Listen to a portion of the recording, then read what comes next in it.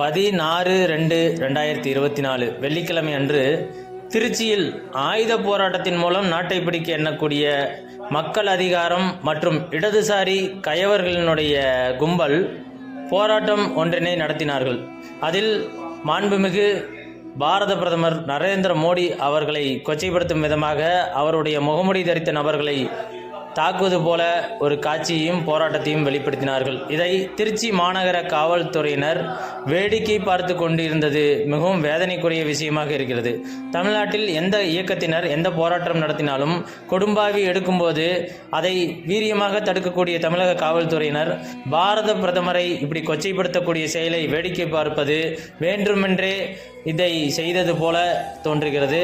இதுபோன்ற சமூக விரோதிகளை உடனடியாக கைது செய்து சட்டப்படியான நடவடிக்கை எடுக்குமாறு கேட்டுக்கொள்கிறோம். பாரத் மாதா கி ஜெய்.